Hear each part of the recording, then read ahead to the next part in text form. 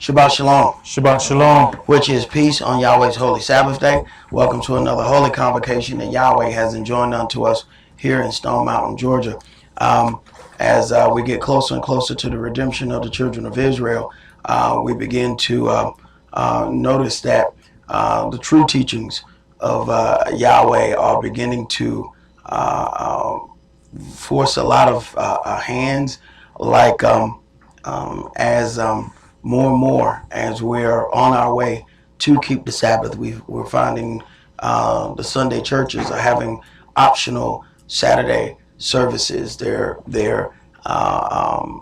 starting to try to begin to conform to this word in some shape, fashion, or form. Now we know that eventually it's they're gonna hit a brick wall with that, being able to still maintain all of the offerings that the daughter of Babylon gives them with building grants and all of these things.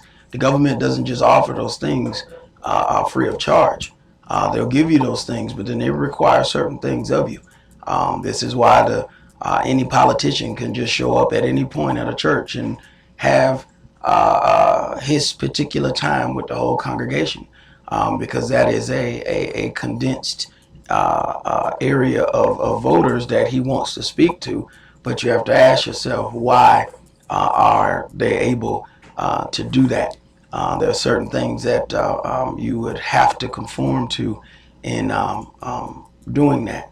But the more these teachings go out, the more you find even big organizations, when you have preachers practicing eating clean and unclean for 2 years and not even letting their congregation know.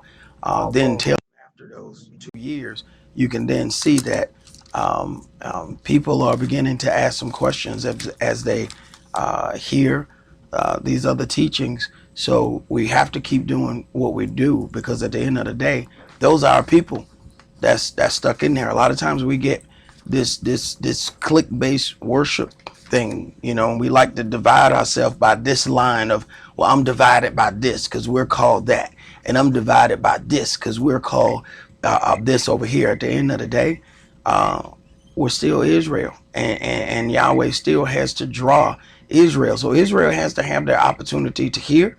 Now, whether they're going to hear or not, that's each person's individual choice, but they have to have the opportunity to hear.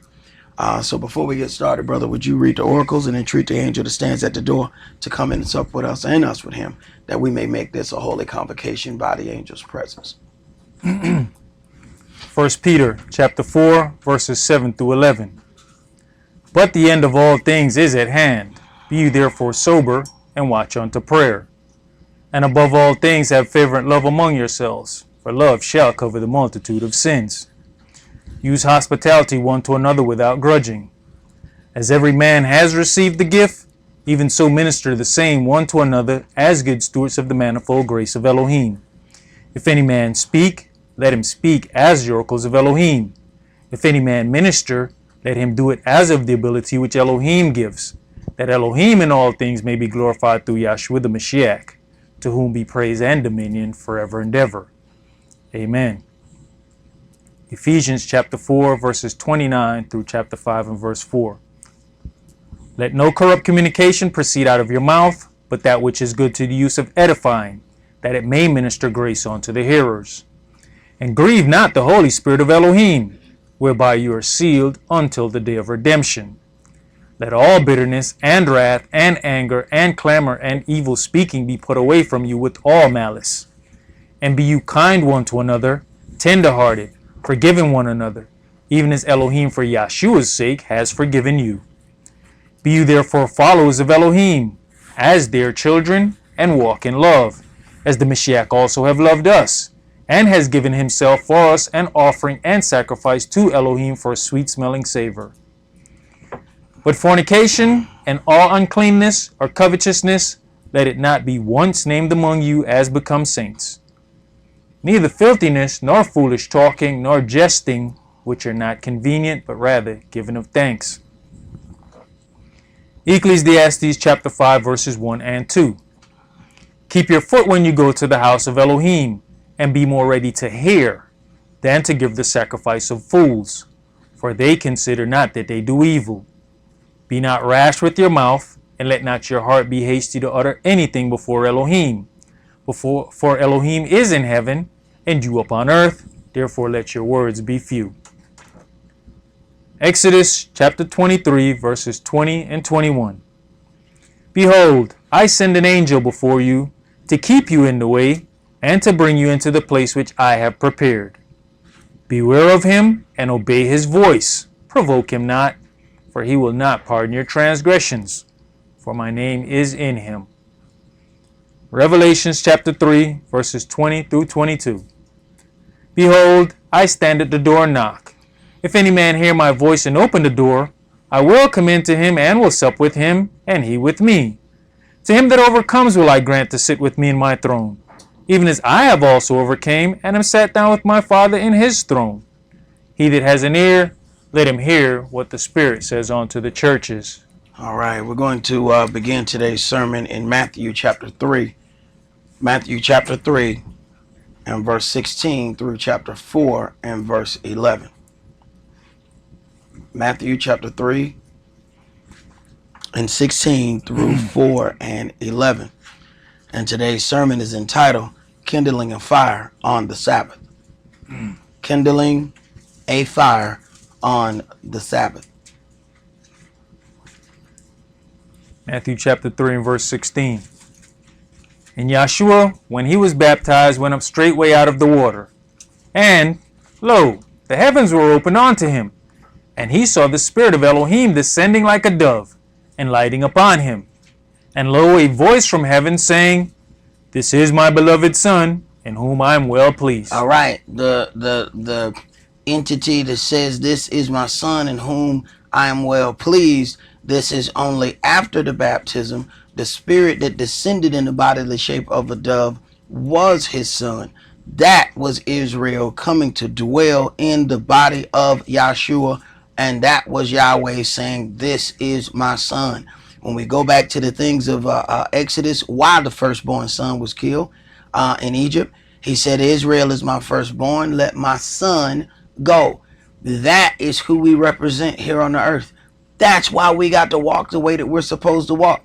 You are representing, understands in the beginning it says, let us make man, not let me make man. So there's a lot of things that kind of gets twisted.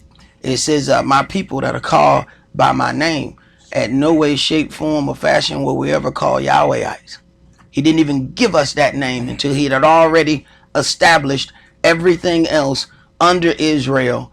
Then he told us the name of Yahweh. So we must understand that you just don't go directly to Yahweh. Say that there's an order that Yahweh has set up. Now we're quick to understand that order in natural things. See, we understand the order of natural things when it comes down to us going to a job. We know that we have to go to the supervisor, then to the manager, then to the district manager, and on up. But when we get down to dealing with this, the adversary has allowed us to somehow believe that we don't have to deal with any order, that we can just come how we want, when we want, and that's not according to what's written in this book. So what we have to do is, there are a lot of different things that Yahweh has put forth for his children to follow. What you have to deal with is examining the intent of Yahweh when he dealt with certain things, because there's certain things that he dealt with and then he went on a higher level later on. But if you just take the first part and never go to the next, you're going to be left at a place, and it's going to be a problem concerning your salvation. Go ahead, brother. Matthew chapter 4 and verse 1. Then was Yeshua led up of the Spirit into the wilderness to be tempted of the devil. And when he had fasted 40 days and 40 nights, he was afterward and hungered. Then was Yeshua led up of the Spirit into the wilderness to be tempted of the devil. So Understand, the Spirit is directing his walk. Now he's led up to be tempted of the devil. And when he had fasted 40 days and 40 nights, then he was hungered. Then you have the temptation coming. See, the adversary doesn't come and tempt you right at the point. Understand, it says he was led up into the wilderness to be tempted. But he wasn't tempted on day one. You strong on day one. He ain't gonna come to you on day one. What come to you on day one for? You got all your strength on day one. No. No, he's showing up. He's showing up day 41. You ain't as strong as you was on day one. Go ahead. Verse 3. And when the tempter came to him, he said, if you be the son of Elohim, command that these stones be made bread. Right. Now, that is not such a hard thing to overcome on day one. On day 41, this is something altogether different. Go ahead. But he answered and said, it is written, man shall not live by bread alone, but by every word that proceeds out of the mouth of Elohim. Now, this right here really defines the walk of anybody who's trying to be in this word. That the adversary understands the word more than us because, of course, he was there. So what he does is take this word out of context and push that to us. Now, what's happening now is the adversary has teachers to do these things. He doesn't have to do those himself. And you're going to encounter his teachers before you encounter Yahweh's teachers, because he has a greater concentration. He makes sure that he spreads that other doctrine out many times. So you're going to hear that before you hear the truth. Go ahead. Then the devil takes him up into the holy city and sets him on a pinnacle of the temple and says unto him, if you be the son of Elohim, cast yourself down, for it is written, he shall give his angels charge concerning you, and in their hands they shall bear you up, lest at any time you dash your foot against a stone. So then we see that the adversary knows the word. He's not, the stuff that he's saying is absolutely correct, but it is his job to give you some kind of low self-esteem about your position in the word. This is his job. This is what he does. And he will use any and everything at his disposal to do so. Even teachings. Go ahead. Yahshua said unto him, it is written again, you shall not tempt the Adonai your Elohim. Again the devil takes him up into an exceeding high mountain, and shows him all the kingdoms of the world, and the glory of them, and says unto him, all these things will I give you, if you will fall down and worship me. Then said Yahshua unto him, get you hence, Satan, for it is written, you shall worship the Adonai your Elohim, and him only shall you serve. Then the devil leaves him, and behold, angels came and ministered unto him. Now, they come and minister unto him after he has been able to overcome these things. But you find out that the adversary knows the word. You find out that the adversary comes at people in a certain way, and he uses those feelings. He uses all of those things to attack us. So at the end of the day, you're going to feel very justified in doing things because it's just that little slight thing. They got a show called Lucifer, and they toy with people where he says, you know, I didn't make you do anything. I just offered the suggestion. So we a lot of times when it comes down to that, he introduces these things, and then we kind of take it from there. Let's go to Exodus chapter 33.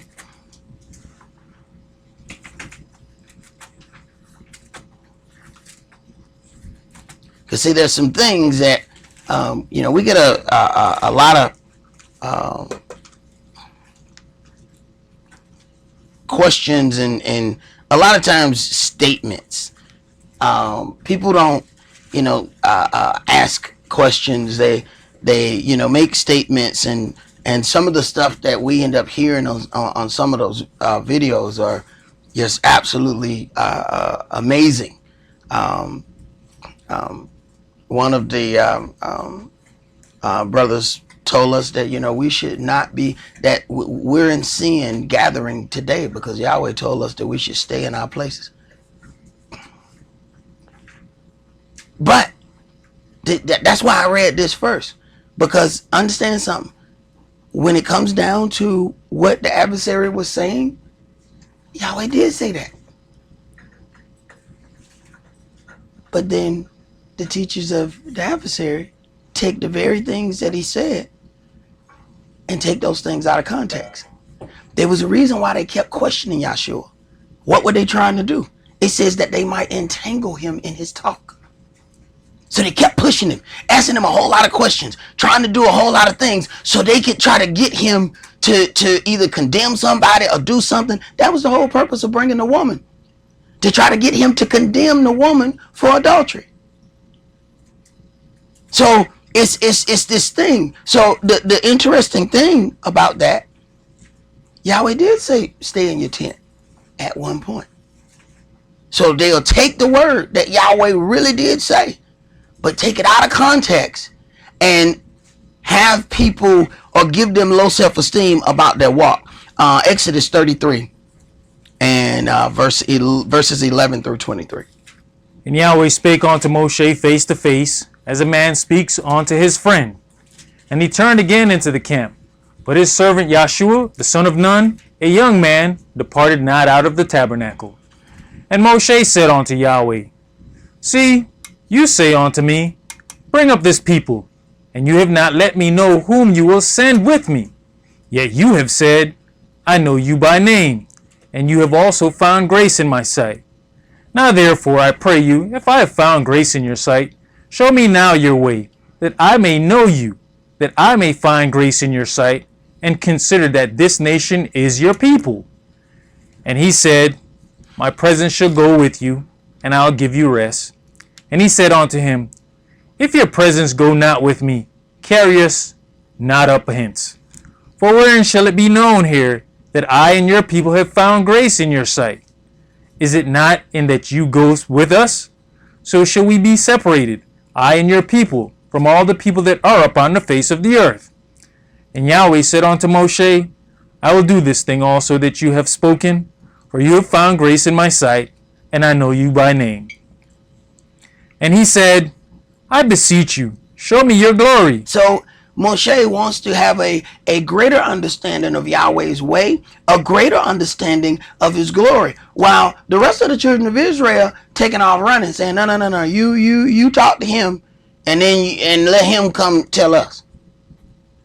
Yet he's trying to draw closer unto Yahweh while the children of Israel are getting back further. Go ahead. Verse 19. And he said, I'll make all my goodness pass before you, and I'll proclaim the name of Yahweh before you. And I'll be gracious to whom I will be gracious, and I'll show mercy on whom I will show mercy. And he said, You cannot now see my face, for there shall no man see me and live. And Yahweh said, Behold, there is a place by me, and you shall stand upon a rock. And it shall come to pass, while my glory pass by, that I will put you in a cleft of the rock, and will cover you with my hand while I pass by. And I'll take away mine hand, and you shall see my back parts, but my face shall not be seen. All right, so now let's go to Isaiah chapter 14.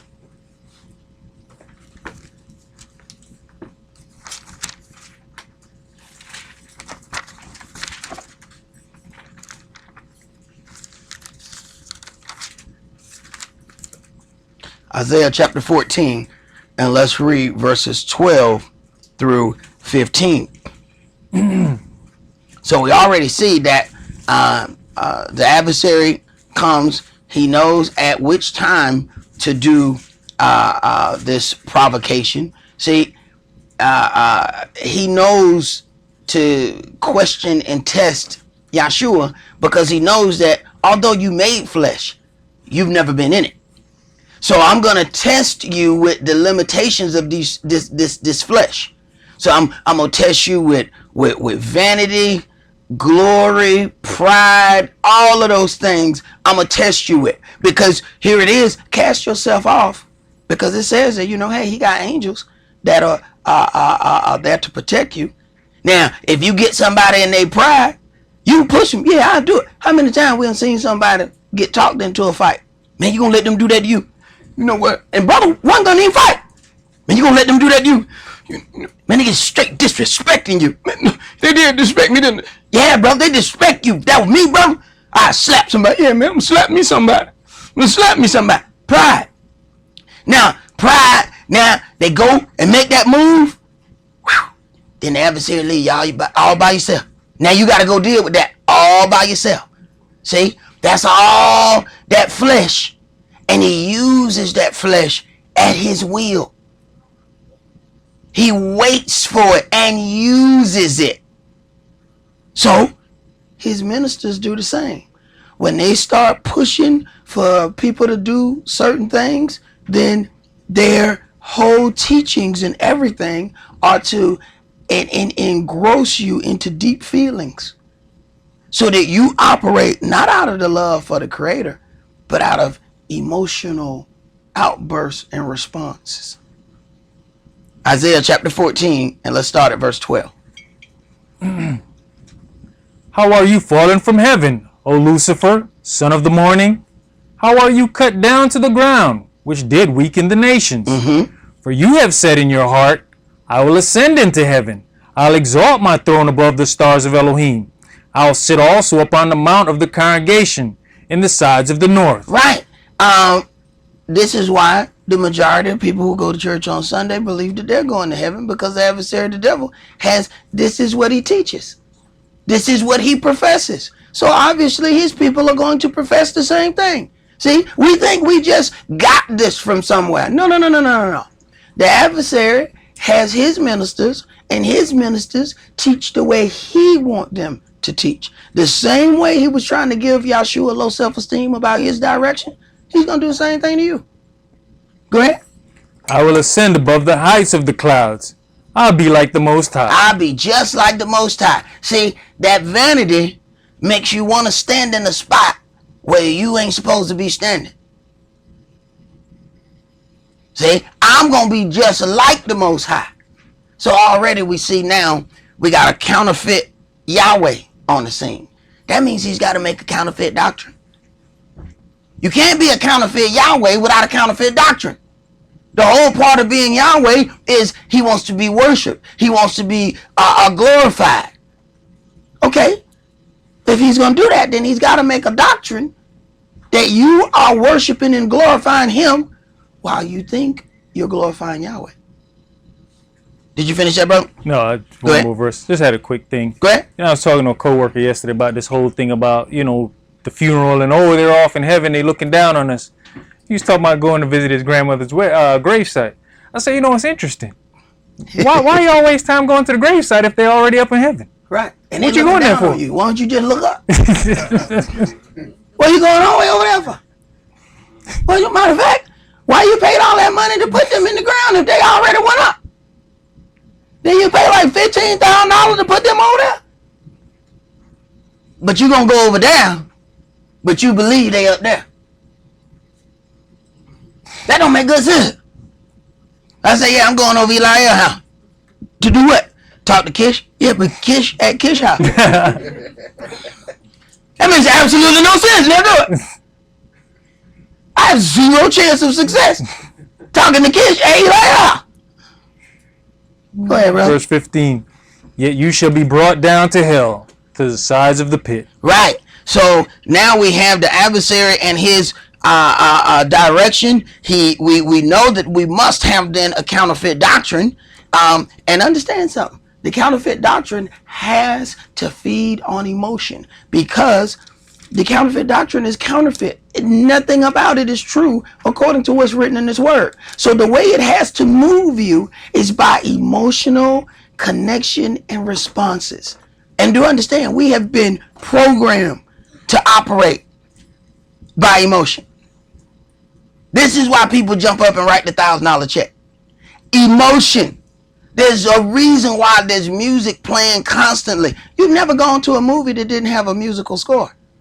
Understand something. The person who makes the musical score gets paid big money. Why? Because he actually directs the mood, whether you know it or not. You think it's about the movie. No, man. We went to go see Friday the 13th. He walking through the woods. It wasn't him walking through the woods that scared the heebie-jeebies out of you. It was that music.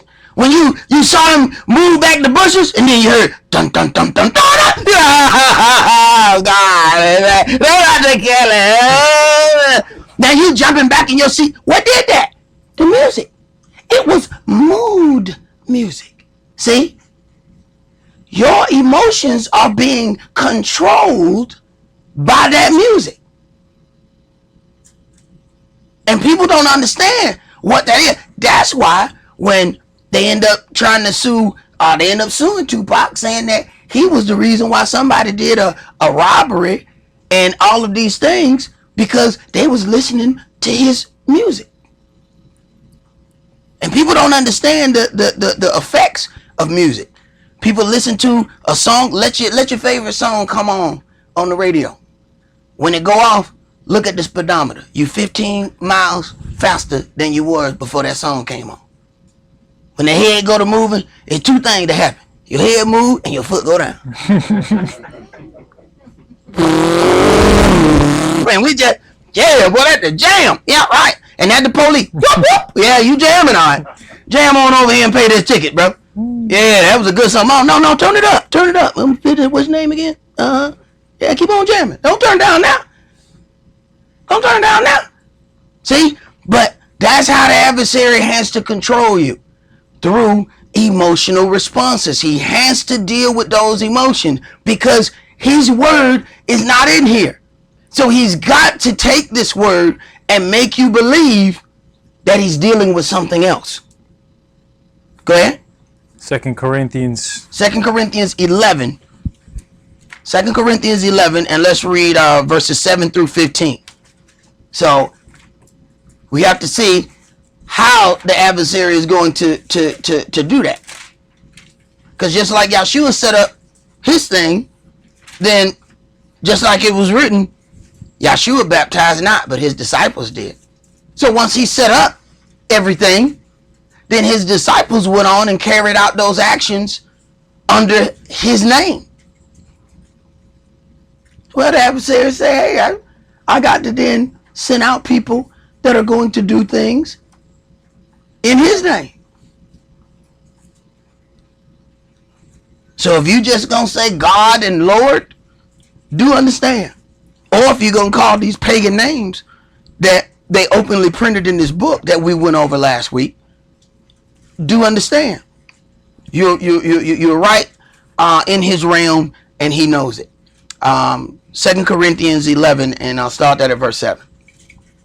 I have committed an offense in abasing myself that you might be exalted, because I have preached to you in the gospel of Elohim freely. I robbed other churches, taking wages of them, to do you service. Right. And because we don't ask for money all the time, people think that, okay, well, we don't have to do anything. We're supposed to support the word. It was like it says, you have taken part in our spiritual things. Is it a matter that we end up taking part in your natural things?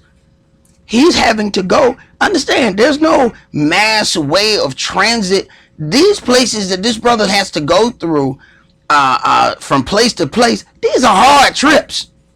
These are really hard trips.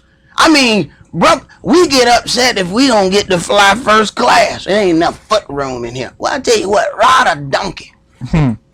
See how good you feel after that trip over. And he ain't very fast. He's durable, but he ain't very fast. So it's going to be a long, ugly trip. We get upset if we don't have the right kind of snacks on our trip. You want some snacks on that trip, you're going to have to get off the donkey and go pick them. Go ahead.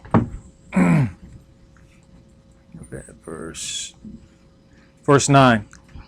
And when I was present with you and wanted, I was chargeable to no man, For that which was lacking to me, the brethren which came from Macedonia supplied. So other brothers came and supplied the things that he was lacking. Go ahead.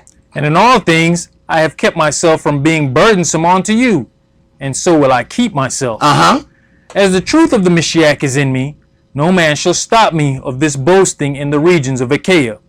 Wherefore, because I love you not, Elohim knows, but what I do, that I will do, and that I may cut off occasion from them which desire occasion, that wherein they glory, they may be found even as we. For such are false apostles, deceitful workers, transforming themselves into the apostles of the Mashiach. They have transformed themselves into the apostles of the Mashiach. So now people hear their teachings and believe that their teachings actually have validity. Go ahead. And no marvel, for Satan himself is transformed into an angel of light. Right. And he has those up under him to be transformed into that as well. So they look highly upon the people who do wrong rather than the people who are teaching according to what's written in this book. Go ahead. Therefore, it is no great thing if his ministers also be transformed as the ministers of righteousness, whose end shall be according to their works. In other words, they shall be judged by their deeds. It is no great thing if his ministers also be transformed as ministers of righteousness. So they look like they're doing everything right. But when you base it, you hold it up against what's in this book, we find out that that is not the case. And we see that this is the way that the adversary started. The same thing that we'll read in the New Testament. We can go in the Old Testament and see this is how he began this game. Let's go to Genesis chapter 3. He has not changed his approach. He only changes the people that he used.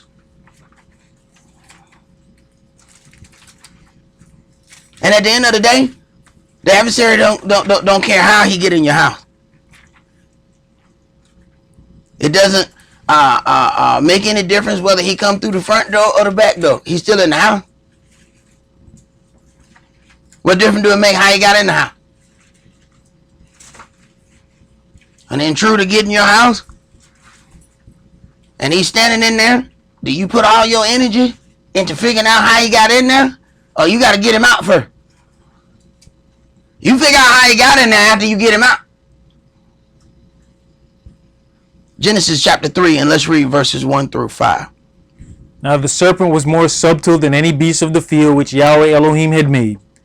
And he said unto the woman, Yea, as Elohim said, you shall not eat of every tree of the garden. So now you see how his ministers are going to react then. They got to put doubt in you some way, shape, fashion, or form through something. So now he's going to question what Yahweh really said. Has he really said that? Go ahead.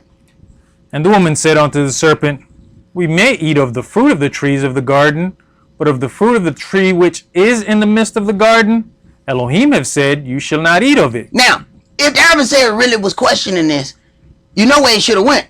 He should have went to the man because that's who was told. But you see how the adversary is, because he knows how strong the woman's persuasion is. He then toys with the woman's emotion and get her to toy with the man's. Oh, Lucifer bad boy now. Oh, he's very aware of the adversary. Don't now time get it twisted. He'll go left to go right. So man, how you gonna go left to go right? Watch this. Watch this. He will go left and you be like, how he end up on that side? Right. He met with her and she can better mess with him. See, Lucifer, no, I'm gonna have a hard time messing with the man. But I tell you who got that man number. Who got that man number? That woman. So I'm gonna mess with her and she gonna mess with him. Right? Playing everybody like a joystick. Go ahead. You know, it was easy to question her, did Elohim really say, because she got it second hand. Of course she got it second hand. And he knows she got it second hand. So if he wanted to know, he could have went directly to the man who was told that. He don't want to know.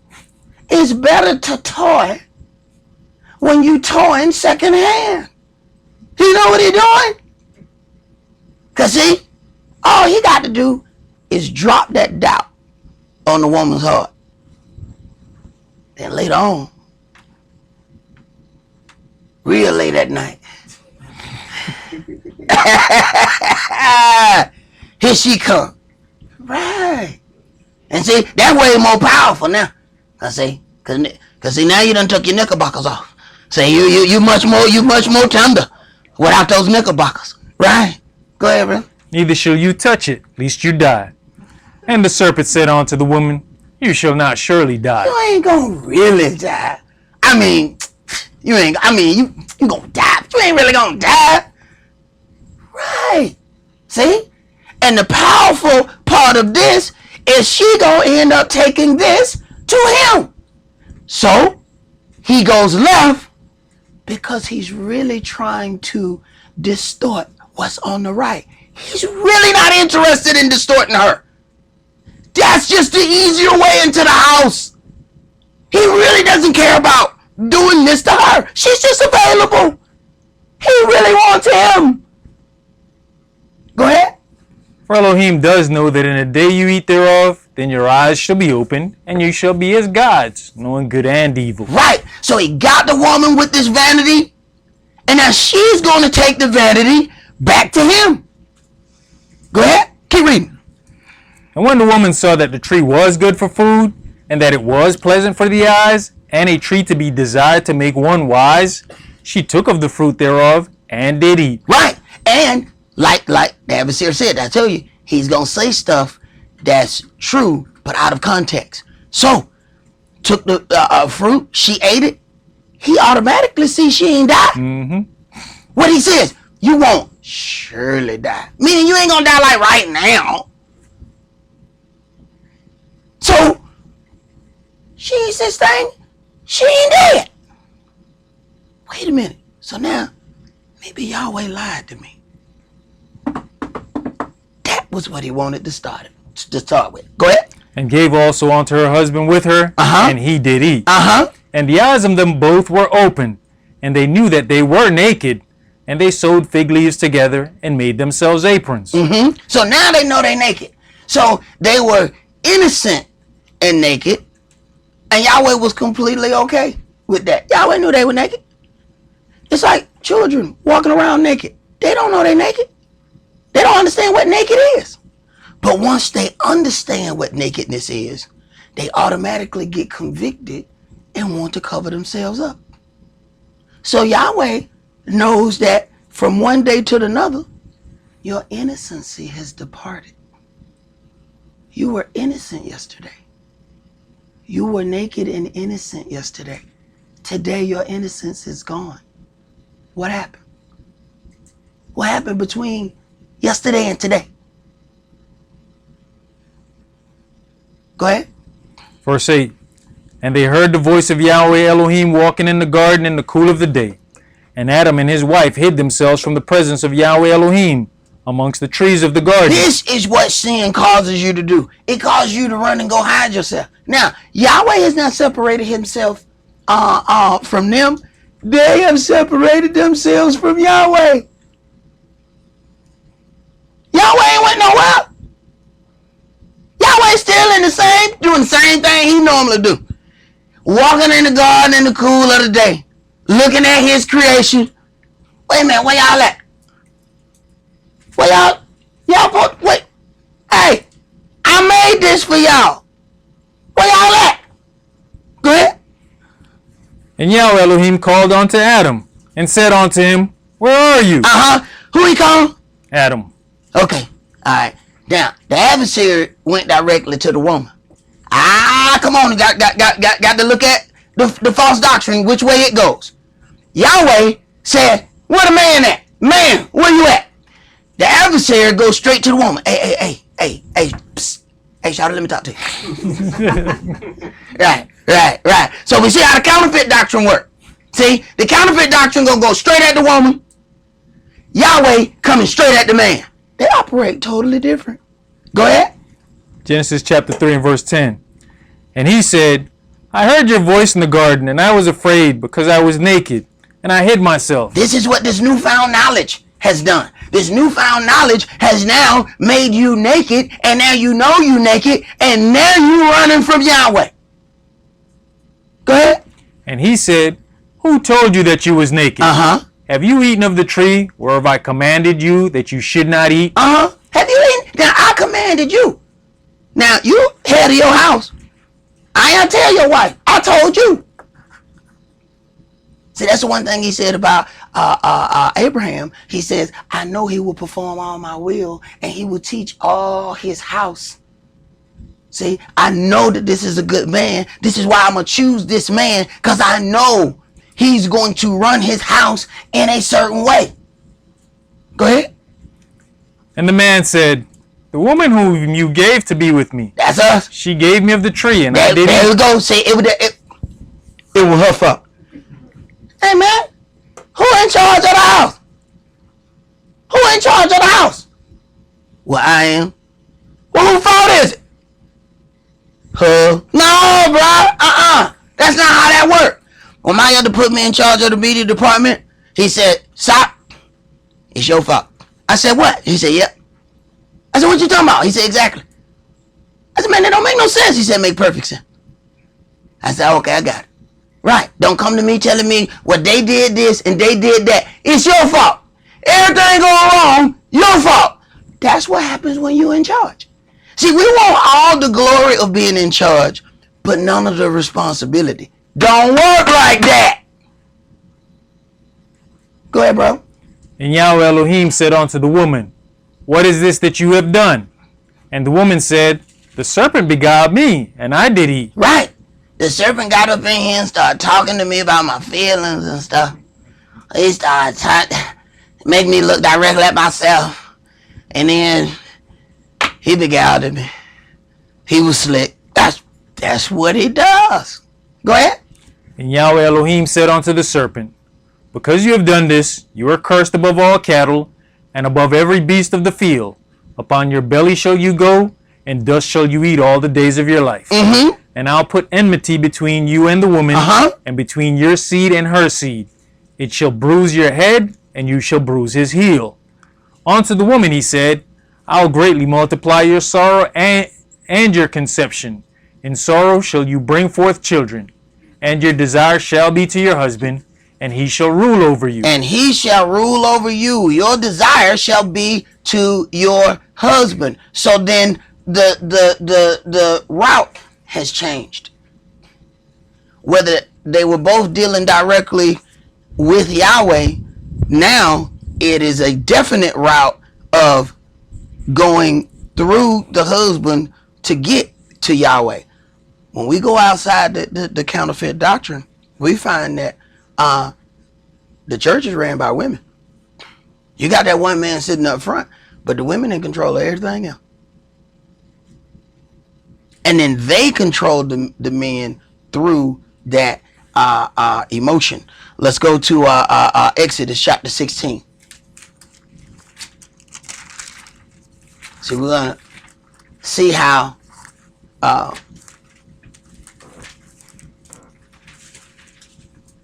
the word can be taken out of context, especially when you don't deal with a complete thought in its entirety. And the Bible is not in chronological order. So you can't just read something and say, okay, I read all of this chapter, so I'm done. It doesn't work like that. And Yahweh has put things together in a way so that the average Joe can't figure certain things out. Exodus chapter 16, and let's start that at verse 1. And they took their journey from Elim, and all the congregation of the children of Israel came unto the wilderness of Sin, which is between Elim and Sinai, on the 15th day of the second month after their departing out of the land of Egypt. And the whole congregation of the children of Israel murmured against Moshe and Aaron in the wilderness. And the children of Israel said unto them, Would to Elohim we had died by the hand of Yahweh in the land of Egypt, when we sat by the flesh pots, and when we did eat bread to the full. For you have brought us forth into this wilderness, to kill this whole assembly with hunger. Right. So here it is. Yahweh brings them out of bondage, right? He brings them out of bondage, but they're upset with some of the things that they have to go through coming out of bondage, so now they want to go back into bondage. That's like getting out of jail and something. I want to go back to jail. So I don't like the way you got this thing going out here free. What? But see, that's what happened is that sometimes that people get so institutionalized that they cannot live in regular society. They waiting for the bell to ring. Everything happened among bells. Wait, if you ain't never went to jail, you'll know that. But you understand? Everything is these bells that tell you go this way, bang, go that way, bang, go this way, bang, time to go to sleep. Folk get out and they be like, man, where's the bell? Bruh, ain't no bell out here, bruh. You just gotta know you tired and go to sleep. Bruh can't go to sleep because he waiting for the bell to ring. He just looking around. When somebody gonna ring the bell? Well, somebody ring a bell so that dude can go to sleep, man. Because he has become institutionalized, he can't make a decision on his own. That's the whole purpose of the adversary, to make the men completely indecisive. So they can't make a decision, especially not without their woman. That's what the prison system does. They make all the decisions for you. So now you get out and you can't make any decision. Every decision is a problem. Right? No. They hire psychologists to figure out how to do that to you. So don't marvel that it happened to you. It was put forth to us from kids. The insurance man used to come to the house and he wouldn't deal with the man. No way. He go straight to that woman. All the decisions were supposed to be made by the woman so that the man would be indecisive. That's how the adversary operate in the beginning of this book. This ain't nothing new. Go ahead. Exodus chapter 16 and verse 4. Then said Yahweh unto Moshe, Behold, I'll rain bread from heaven for you, and the people shall go out and gather a certain rate every day, that I may prove them, whether they will walk in my law or no. Right. So then Yahweh has proving steps along the way. So I'm going to see if they gonna serve me. Understand what the word say when Yeshua starts talking about the seed that was spread among thorns, the seed that fell on the rocks, and they grew for a little while, but as soon as there was heat, soon as there was any persecution because of the word, they withered and died. Okay. Same thing Yeshua said, the same thing Yahweh say. They work on one accord. Go ahead. Verse 5. And it shall come to pass that on the 6th day they shall prepare that which they bring in, and it shall be twice as much as they gather daily. So there's going to be a double portion given on the 6th day to prepare for the Sabbath. Go ahead.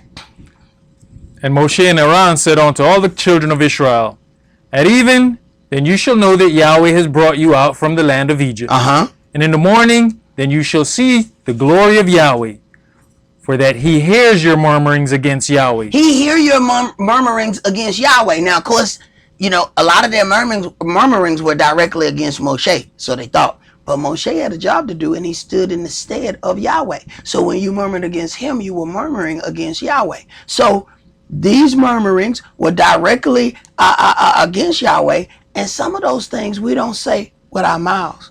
We say them with our actions. Understand, Sarah didn't say nothing out of her mouth. The angel said, why you laugh? She said, I didn't laugh. He said, but you did laugh. She didn't laugh out loud.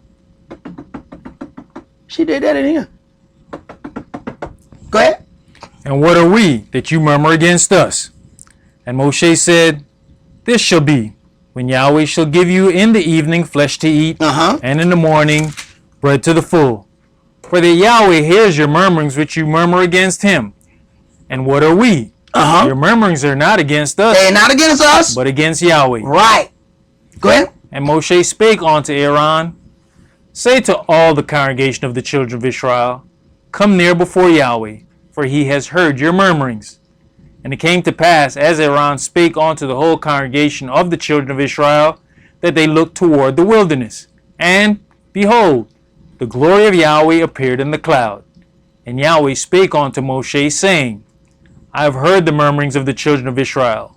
Speak unto them, saying, At even you shall eat flesh, and in the morning you shall be filled with bread, and you shall know that I am Yahweh your Elohim. And it came to pass that at even the quails came up and covered the camp. And in the morning the dew lay round about the host. Right. It never does occur to people that Yahweh has to purge certain things out of us. And what the counterfeit doctrine says is that you just gonna float all the way through, and God ain't angry at you. You know, he ain't angry at you. He's happy. He's happy with all your shortcomings. He's happy with all of those things, and he just wants you to float and go right on up in heaven. The real doctrine says, I'm gonna purge you so that you are more fruitful. See, it says that which brings forth a fruit, I purge it so that it brings forth more fruit. But we don't want to bring forth more fruit. See, we now say, no, the counterfeit doctrine said I was okay. So I don't need, I got 2 little fruit on this limb here. That's all I need to have. Yahshua says otherwise. So then you see how the counterfeit doctrine seems, you know, it seems like it like you a little bit more. Cause it doesn't require anything of you. Hey, you know, except your checkbook. Go ahead. Exodus 16 and verse 14. And when the dew that lay was gone up, behold, upon the face of the wilderness there lay a small round thing, as small as the hoarfrost on the ground. And when the children of Israel saw it, they said one to another, It is manna, for they knew not what it was. And Moshe said unto them, This is the bread which Yahweh has given you to eat. So Yahweh has given the children of Israel bread from heaven to eat. Go ahead. This is the thing which Yahweh has commanded. Gather of it every man according to his eating, an omer for every man according to the number of your persons. Take you every man for them which are in his tents. And the children of Israel did so, and gathered, some more, some less. And when they did meet it with an omer, he that gathered much had nothing over, and he that gathered little had no lack. They gathered every man according to his eating. They gathered every man according to his eating. But y'all know what covetousness and jealousy does. Hey, you got more manna than I got.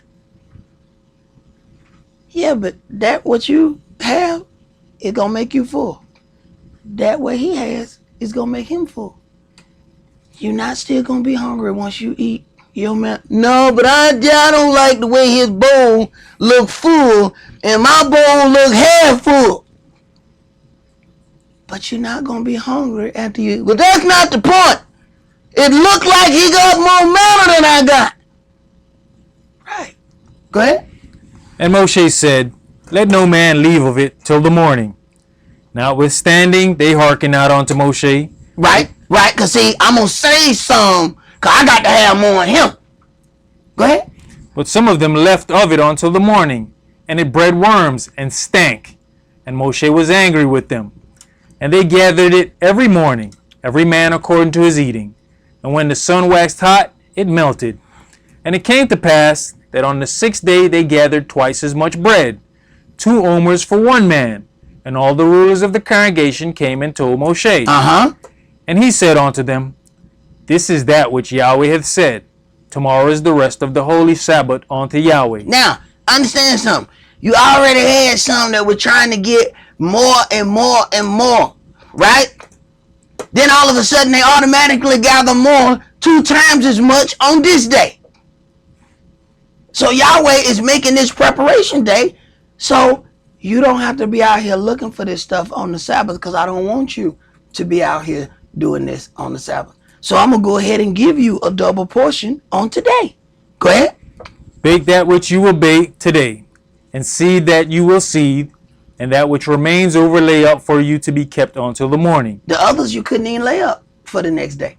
All the ones that you laid up for the next day before would breed worm. Let me tell you something. If you trying to get a sister not to eat something, all you got to do is let a bug or worm or something like that. Done deal. She's out. Out. Done deal. Was that a bug in there? Oh, no, boo-boo. I think I'm fasting. Done deal. She not eating that. That took care of the business. So every day, had you done that, it bred worms and stank. That's what the word says. It didn't say stink. It says stink. This day, it didn't. Go ahead. And they laid it up till the morning, as Moshe bade, and it did not stink, neither was there any worms therein. And Moshe said, Eat that today, for today is a Shabbat unto Yahweh. Today you shall not find it in the field. You shall not find it in the field. So most of your preparation then, even in dealing with it, is dealt with that preparation day. Go ahead and boil what you're going to boil, do whatever you're going to do. So it's minimal preparation that you got to do the next day. Go ahead. 6 days you shall gather it, but on the seventh day, which is the Shabbat, in it there shall be none. And it came to pass that there went out some of the people on the seventh day for to gather, and they found none. Now what they looking for it for? They got a double portion the day before. They had time. Do understand that when the children of Israel were given all of these statutes, there were no other people ruling over them. Meaning that on Friday, they had nothing else to do. You think about all the stuff we got to try to do. And we trying to run all around and do all of this stuff before sundown. That's part of our punishment. Yahweh cleared out our whole schedule. Nobody would dare try to make a man work on the Sabbath in a kingdom where we are in charge. And the more we decided to do and go outside of our culture, the more we have to deal with the weight of everybody else on us. Go ahead. Verse 28. And Yahweh said unto Moshe, How long refuse you to keep my commandments and my laws? I'm sorry. Who he said that to? Moshe. Wait a minute. Was Moshe the one out there gathering it? Nope, he's in charge. Okay, well, wait a minute now. Wait a minute. So he said to Moshe, wait a minute. See, just showing you how Yahweh come. He come to the one in charge. See, this is why I be trying to tell brothers. When Yahweh knock on that door, he won't be talking about, Geraldine, come out here. No. That ain't what you looking for. But you saying, but I ain't do it. Geraldine did it. I'm sorry, ain't Geraldine your wife? Yeah. James, come on out here, boy. I need to talk to you. What's the problem? He said, how long refuse you to keep? What do you mean me and mine? What? I did everything you told me. It was the woman that you gave with me. And that's why, because. Right. Go ahead. Verse 29. See, for that Yahweh has given you the Shabbat. Therefore he gives you on the sixth day the bread of 2 days. Abide you every man in his place. See, that's what a brother who called our site, who sent us a message, said, y'all ain't supposed to be having no holy convocation. Yahweh said, abide in your house on the Sabbath day. He did say that. This is why you have to deal with the intent. See, what was the intent? The intent was so that you ain't out picking out the manna. But see, this is how the adversary will take something that Yahweh said and use it out of context. Did Yahweh say, abide you in your place? Yes. But that wasn't what he was talking. That was not the in the context in which they're saying it. That's not the context in which that was said. Abide you in your place. Stop trying to pick the manna. But then he's going to go somewhere else and he's going to administer other things. Go ahead. Let no man go out of his place on the seventh day. So the people rested on the seventh day. Right. So the brother felt justified when he came and told us, y'all supposed to be staying in your house. You ain't supposed to come out your house on Sabbath day. You look out the window, you been seeing. What? What? Why is that guy can't look out my window? But see, that's how the adversary gon' see, he's got to give you some kind of low self-esteem about, how you dealing with this word. So now you got somebody look out the window, now they praying, oh, Yahweh, please forgive me for I looketh out the window. Man, that wasn't what he was talking about. See, now you have to deal with intent. What was his intent when he mentioned that? And all you got to do is back up a couple of verses and you get to see his intent. He does it all the time. Just like he does when he mentions a name. Keep reading. He then tells you the definition of the name. Even without telling you that this is the definition of the name.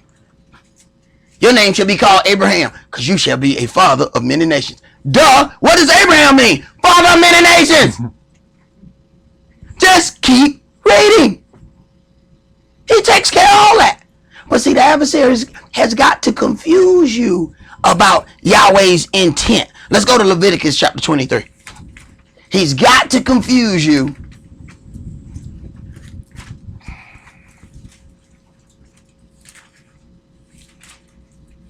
What? He got to pull up, you will not surely die. And this is what his ministers are doing. What do you think it really is when it says God ain't angry with you? You will not surely die. You don't have to keep the Big Ten. You will not surely die. You can commingle with everybody in here. Yahweh ain't gonna be mad at you. You still gonna go to heaven. You just gonna lose things on earth. You will not surely die. It's the same thing. It is how he implements his thing. And he has set forth his ministers to do the same thing, to make a real easy path for you. And you know us, we like the path of least resistance. See, we're going to take that easy path. If you offer us a hard one and an easy one, I'll take the easy one, please. Thank you. Yeah, but the easy one, that don't lead to the same place. Yeah, we'll worry about that when we get there. All right, Leviticus 23. Let's read verses 1 through 3. And Yahweh spake unto Moshe, saying, Speak unto the children of Israel, and say unto them, Concerning the feast of Yahweh. Concerning the feast of Yahweh, go ahead. Which you shall proclaim to be holy convocations. Holy convocations. See? So, what the brother told us is we weren't supposed to be having any holy convocations. He says, these feasts are holy convocations. These are holy gatherings. Go ahead. Even these are my feasts. 6 days shall work be done. Before he even starts talking about the feast, he lets you know the basis of what the feasts are based upon. So he then starts talking about the Sabbath. The feasts are based on the Sabbath. Matter of fact, there's 7 feasts. Go ahead. But the 7th day is the Shabbat of rest. And holy convocation. Wait a minute. The feasts are holy convocations. The Sabbath is a holy convocation. Keep going. You shall do no work therein. It is a Shabbat of Yahweh in all your dwellings. It is the Sabbath of Yahweh in all your dwellings. So now we got to read something else. Let's go to Exodus 35. So now we see the feast day is a holy convocation, and we see that the Sabbath is a holy convocation. Exodus 35. And what does convocation mean? See, now we're gonna get to some things here. Exodus 35. Because see, the adversary has got to give you low self-esteem about what it is you do. Exodus 35. And let's read verses 1 through 3. And Moshe gathered all the congregation of the children of Israel together, and said unto them, These are the words which Yahweh hath commanded, that you should do them. 6 days shall work be done. But on the 7th day there shall be to you an holy day. An holy day? A Sabbath of rest to Yahweh. So the Sabbath is a holy day. Then you start talking about his holy days. A lot of times people like to separate those. The Sabbath is a holy day. The feast days are holy days. Go ahead. Whosoever does work therein shall be put to death. Okay, so the whole thing about the Sabbath is no work. Then he goes to this next line. Go ahead. You shall kindle no fire throughout your habitations upon the Sabbath day. So, what is his intent? You shall kindle no fire throughout your habitations upon the Sabbath day. He just told you what his intent was. Work. See, fire makes fuel. Fire makes power. To do any work, you end up having to have that heat to do all of those things. So when you think about your intentions, a car is a combustion engine, which means it's fire in it to make. Combustion means you use heat to make energy. If we couldn't deal with no fire whatsoever on the Sabbath day, how y'all get here? Then y'all drive some car? That was a combustion engine. Y'all just set a fire in that engine to get here. Oh, but it goes deeper than that. Y'all got furnaces in your house? So I know most of the women ain't went down there. It's normally downstairs, and it's probably a little creepy place where it got a few bugs in it. And they're like, oh, baby, you need to go down there and check that furnace. It's cold in her. Yeah. Well, when you take that cover off, you find out there's 5 flames inside that furnace. If you can't have no fire in your house, then Yahweh wants you to freeze on the Sabbath. He said the Sabbath is an enjoyable day that you're supposed to have for him. How enjoyable is it if you sit there now? What's wrong with the cat right here, man? I'm just trying to keep the Sabbath, bro. Woo! Just trying to keep the Sabbath. So you're going to freeze to death. You don't kindle any fire. He's talking about work. Oh, and here's another one for you. Y'all got hot water heater on? Wait a minute, how y'all think I got the hot water? Go to the bottom of that hot water heater and take that little plate off. It's a flame inside there. Matter of fact, when you turn the water on, every now and then you hear that. Yeah, that's the big flame heating the water before the water come to you. So that Yahweh wants you to wash your hind parts with cold water on the Sabbath. You have any idea how hard it is to keep relighting your water heater? So you gonna go out there and blow out the water heater every Saturday? You have any idea how much that's gonna cost you to keep sending them people out here? Yeah, man. I had to turn my hot water heater off for the Sabbath. Can you relight that? Yeah, that'll be $95. Hey, man, this ain't gonna work. This ain't gonna work. They're gonna be pretty expensive. They got some hot water heaters that you can't even relight like that. So now you got to deal with what was Yahweh's intent. Work was his intent. That's what the intention. But see, the adversary, the devil, has got to send his ministers out to tell you otherwise, so that you are just completely duct taping yourself in a corner on the Sabbath. Because if the adversary can make it as miserable as possible for you, you won't continue to keep it. That's the objective. Let's go to Luke chapter 1.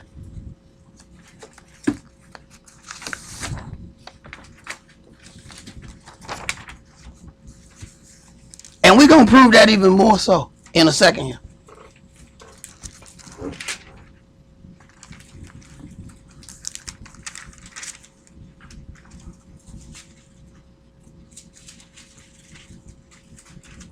Luke chapter 1. And let's read verses 8 through 12. Verse 8.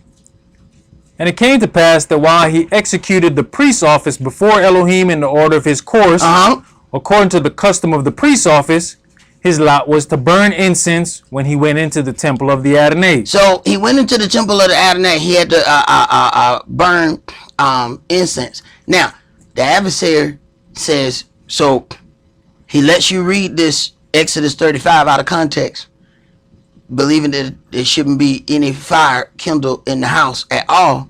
So then what does he do? He automatically then puts that to you and say, oh, when we come into holy convocation, it shouldn't be any fire kindled there either. Because he said, in all your habitations. See, the adversary got to toy with your mind. Okay, this is the New Testament. His lot was to burn incense.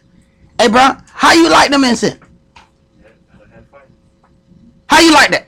I mean, even if you got 2 rocks, man, and you was in here for a while, you still had to get a fire at some point, bro. I mean, it'll take you a good little while, but you had to get a fire to burn that incense, right? So it was the lot to burn incense. So it was not possible to have holy convocation without a fire being kindled in there. Keep going. And the whole multitude of the people were praying without at the time of incense. And there appeared unto him an angel of the Adonai standing on the right side of the altar of incense. And when Zacharias saw him, he was troubled, and fear fell upon him. Right, because he's the only one supposed to be in there, and he's going in there to light these incense. But now there's an angel standing there in his presence. Let's go to Exodus chapter 12. See, so The adversary's got to give you some kind of low self-esteem about what it is you do. And he's going to use his ministers to do it.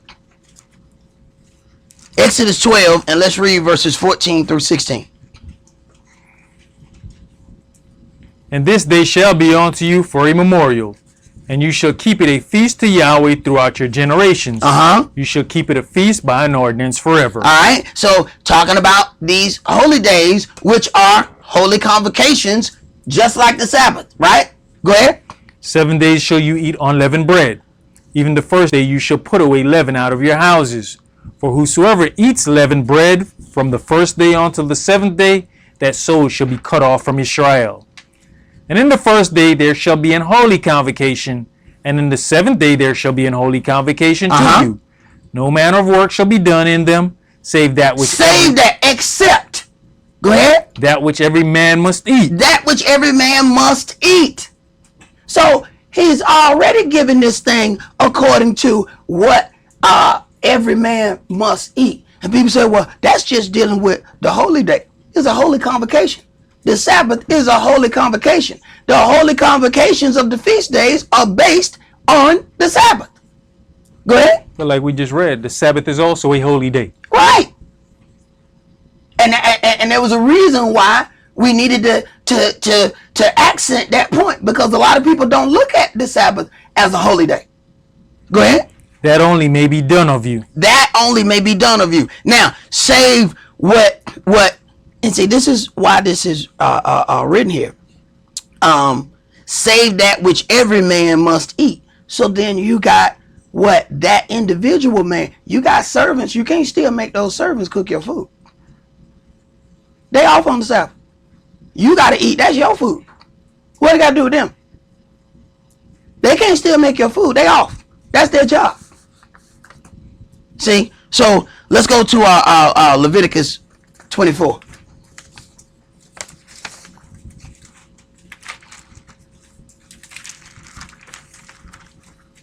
You know, I admire what people try to do, but there's certain things, just like I tell some of the brothers who said, hey man, I'm gonna be a vegetarian. I said, well, hey man, more power to the people, brother.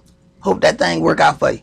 But according to this book, the priests, they got to eat the sacrifice. So that vegetarian priest thing ain't gonna work out. Sorry. So I tell bro, go ahead and eat all the vegetables you gonna eat. Go ahead. Eat them up. But I'm talking about every time you pass you some turnips, boy, just bite it. Just go ahead. There ain't no such thing as no vegetarian priest. Leviticus 24. And this gonna cook a few noodles here. Leviticus 24. And let's read verse 1 through 9. What? No, I'm finna cook. It finna be some noodles that just fall right on the floor. Watch it. Verse 1.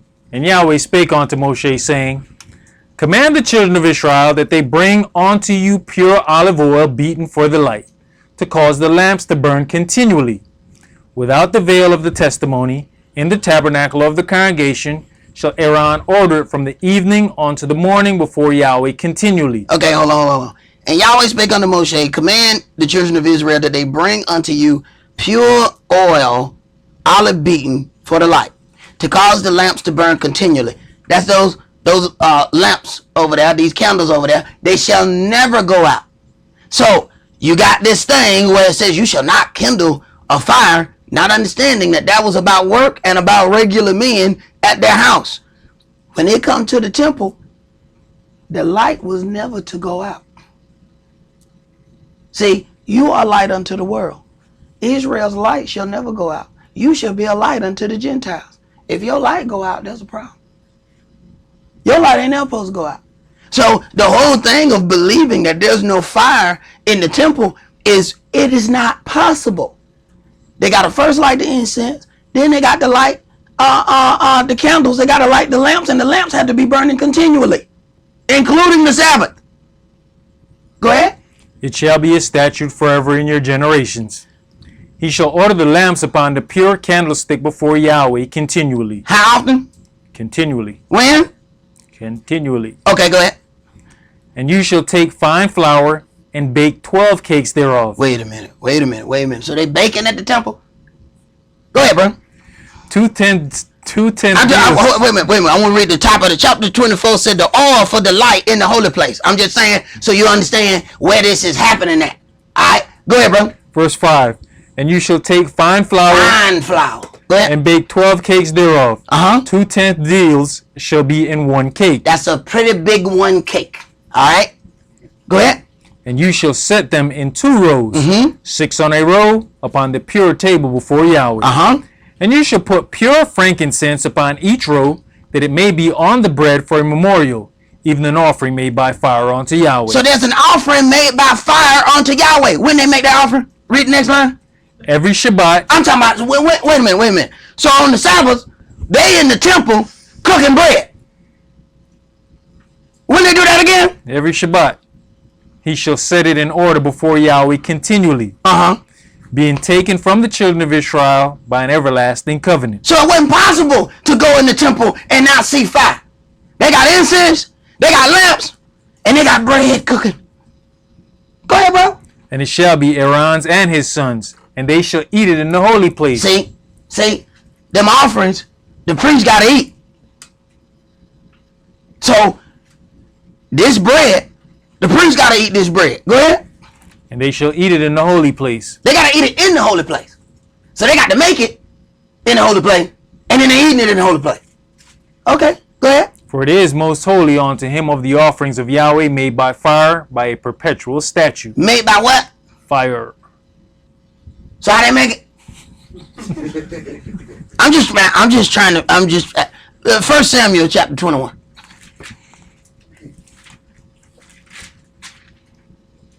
First Samuel chapter 21.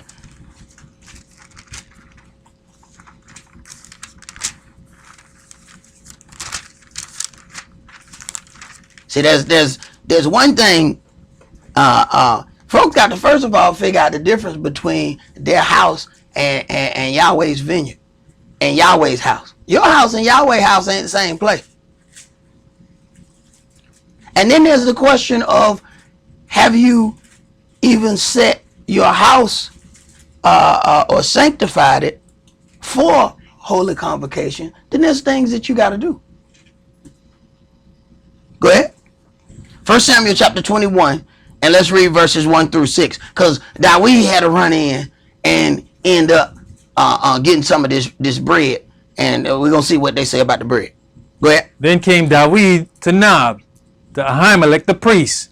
And Ahimelech was afraid at the meeting of Dawid, and said unto him, Why are you alone, and no man with you? And Dawid said unto Ahimelech the priest, The king has commanded me a business, and has said unto me, Let no man know anything of the business whereabout I send you, and what I have commanded you. And I have appointed my servants to such and such a place. Now therefore, what is under your hand? Give me 5 loaves of bread in mine hand, or what there is present. Now, the man asked for 5 loaves of bread. He had the holy place. He asking for 5 loaves of bread. How you know they were going to be there? Because they have to make them continually.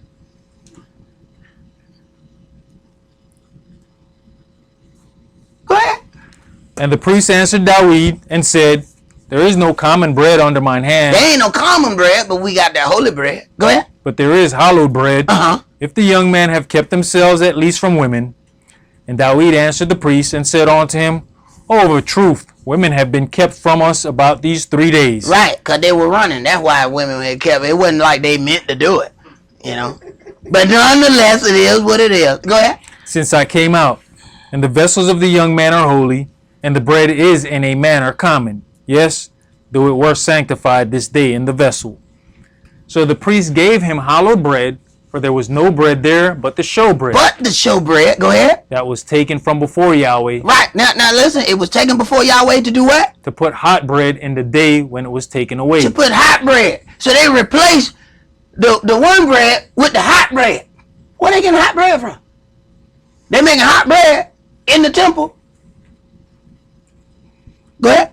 That was it, verse That was it. Let's go to our Numbers 28. See, when you get down to some of these things, you know, the adversary wants you to feel like you got to tape yourself to some pillar of the house on the Sabbath, and that the Sabbath is going to be completely without any enjoyment. Yahweh said, rejoice before me. But you can't do that how you want to do it. In your own house, you have to consider yourself. Consider something to you. If, look at all this stuff going, they got bread, bacon, they got all this stuff going on at the temple. You understand why Yahweh then says, this is the place where I've set my name. This is the place where you're supposed to have all of those things going on. See, we think too highly of some of our personal residences.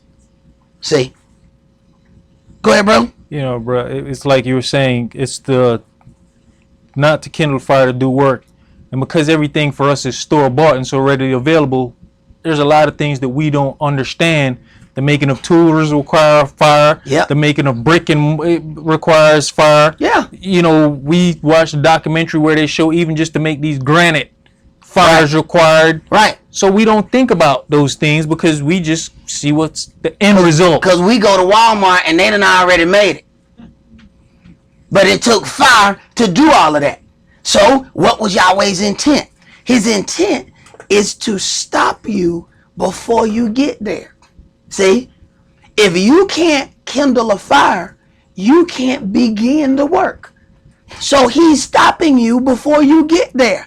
And we're going to read some instances where he has actually set forth those same things in his law to stop you before you commit the sin. Go ahead.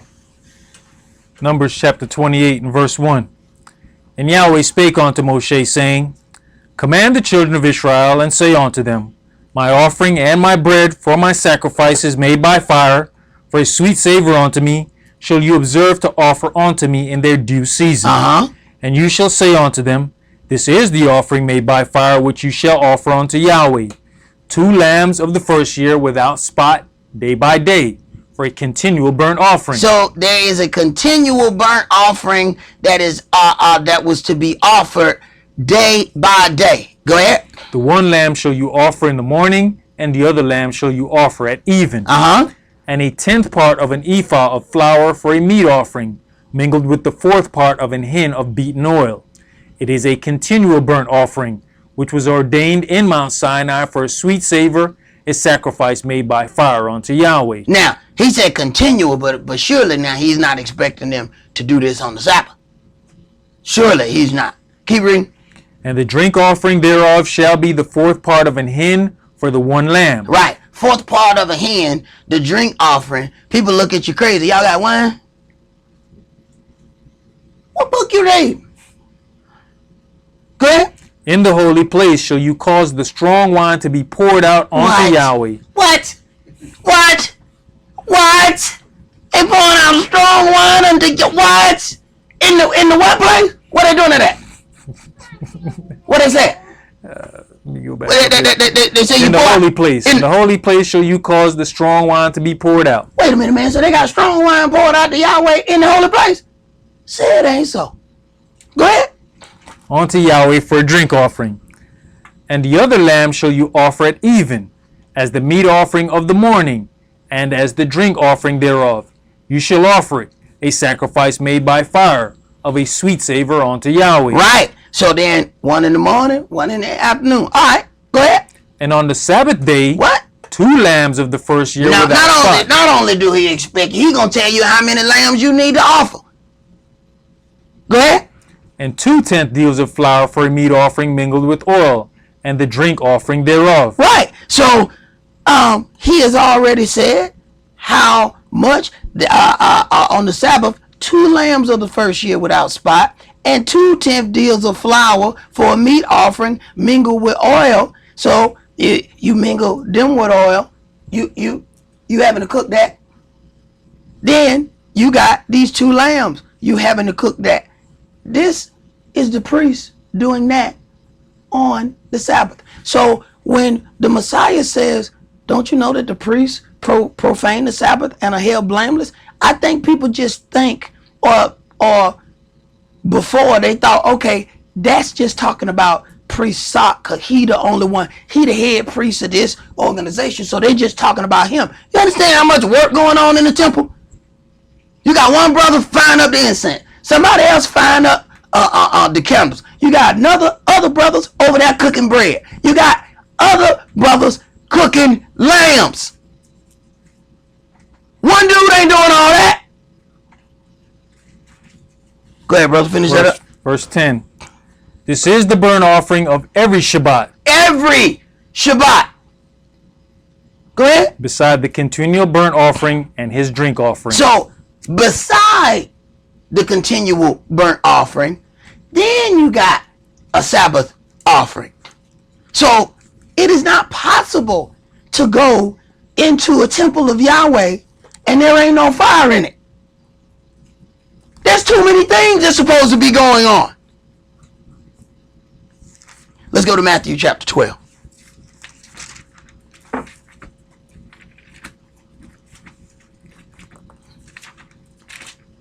But if the adversary can get to you first and make you believe a whole lot of other things, then it's possible over time that he will be able to get you to walk away from Yahweh's holy Sabbath, because you will believe, well, it's too restrictive. And he don't care if that take you 1 year, 2 years, or 3 years, however long it take for him to get to you. He'll take his time. Matthew chapter 12, and let's start at verse 1. At that time, Yahshua went on the Sabbath day throughout the corn, and his disciples were an hungered, and began to pluck the ears of corn and to eat. So it's one thing to have the stuff. They had to go pluck it, then went to eat it. So now, you know, some people got some problems. Go ahead. But when the Pharisees saw it, they said unto him, Behold, your disciples do that which is not lawful to do upon the Sabbath day. But he said unto them, Now this is his reply. Go ahead.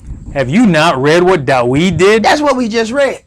Go ahead. When he was an hungered, and they that were with him? Right.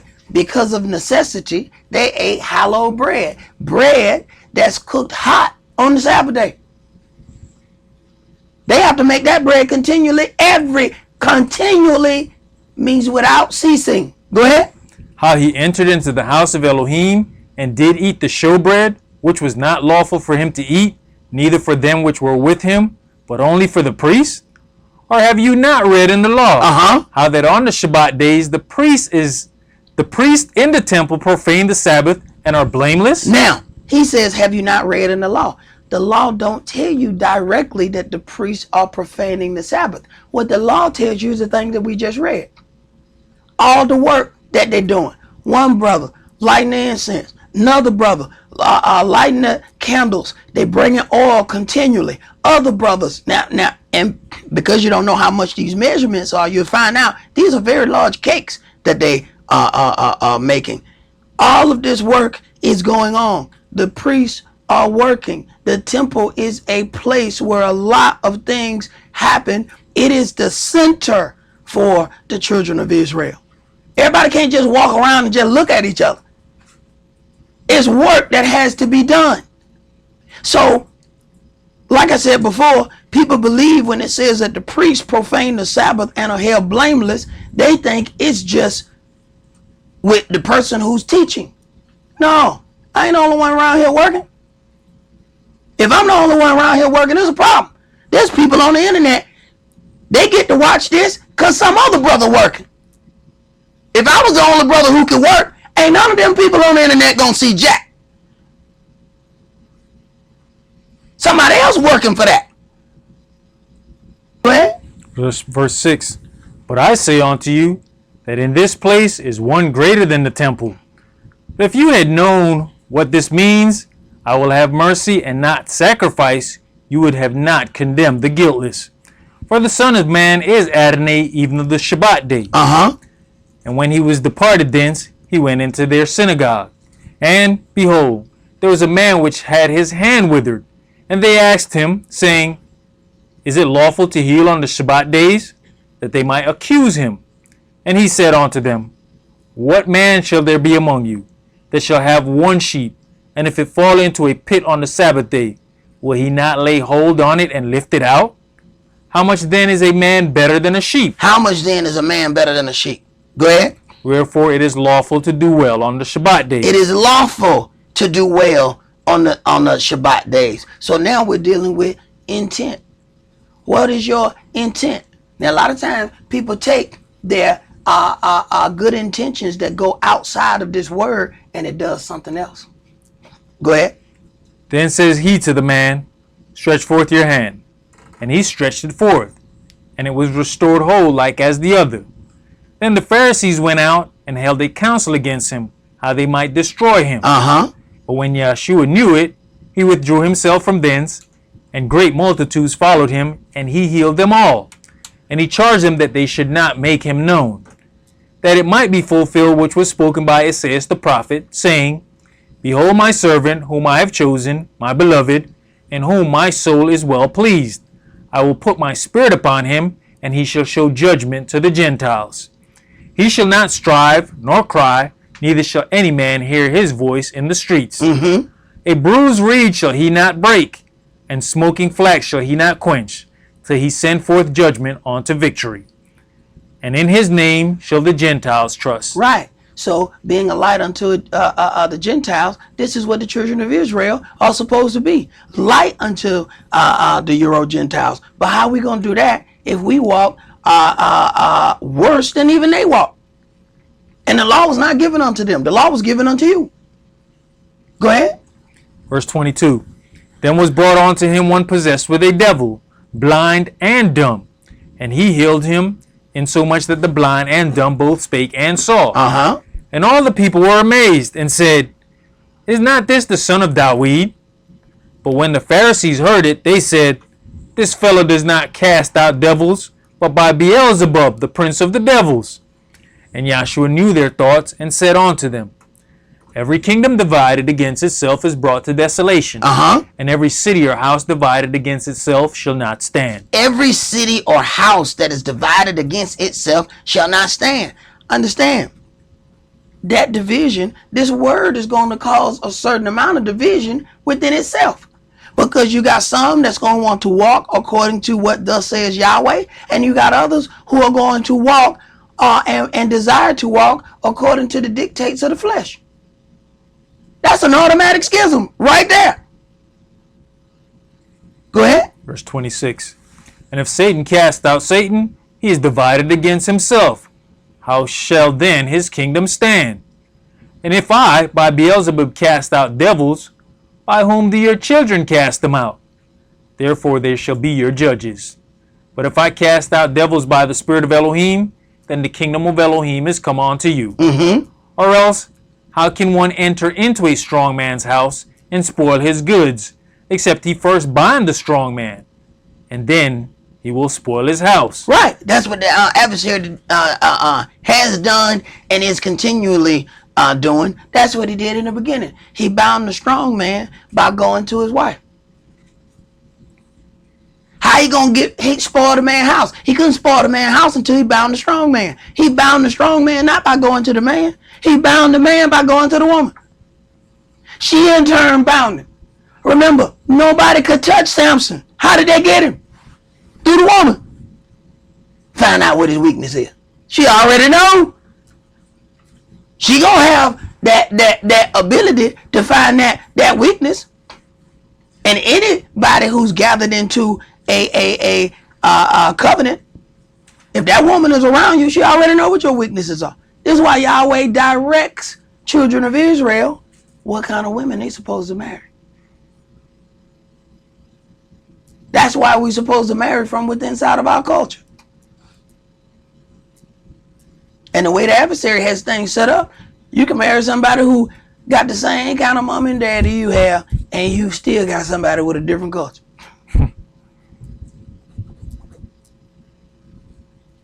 That's the whole thing about being reborn into this word, letting that old man die. But it's a process letting that old man die. Because see, there's certain parts that we like about that old man. And when Yahweh get ready to try to purge something out, we fight it. See? And I tell people, it's just like saving a drowning victim. You better learn how to You can't just be emotionally driven and jump in the water because somebody drowning. There's a way that you have to save somebody. And they always tell you got to save them from the back if that's a bigger person, because they going to drown you too. It's going to be two dead people in the water because you jumped in with your emotion. Man, there's somebody drowning. I'm going to go save them. That happened not too long ago, a couple miles down the street. Know how? They pulled two dead bodies out of that water. Charged with emotion, brother jumped in that water. And they pulled both of them out. And they have two funerals instead of one.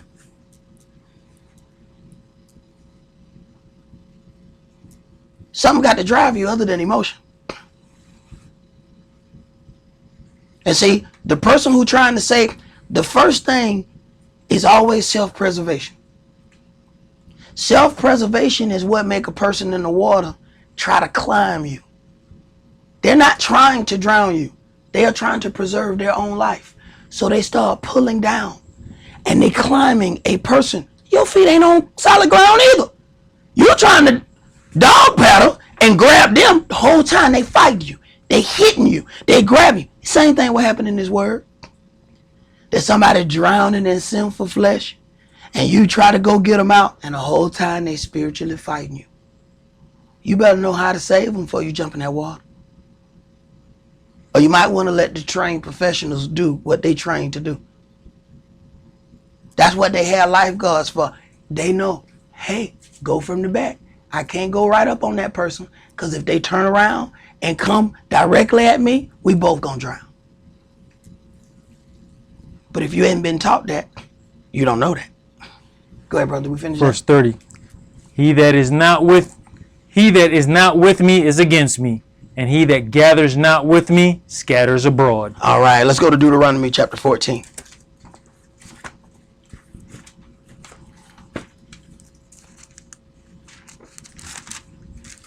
And let me tell you something, man. A lot of these things now we've been reading. I don't know if brothers really caught that. A lot of things, man, we get the benefit of having our wives do. A lot of these women are doing the cooking and doing all. Y'all notice these was all brothers cooking, right?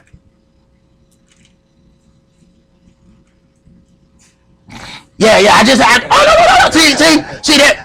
See that there was a strange sound just went along the room right there. See, because I know I can burn some bread. I know I can burn, bruh.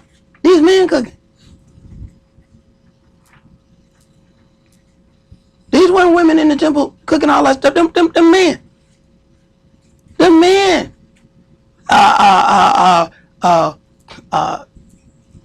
Cooking them lambs. Them men cooking that bread. Those are men. See, we've gotten accustomed to allowing these women to do all of these things. But do understand, when Yahweh set up all of these things, who gonna be doing that? You gonna be doing that. See, we done got a little bit too comfortable here. Believe you me, I ain't too happy about it either. I gotta learn how to cook. You know what I'm saying? But it is what it is.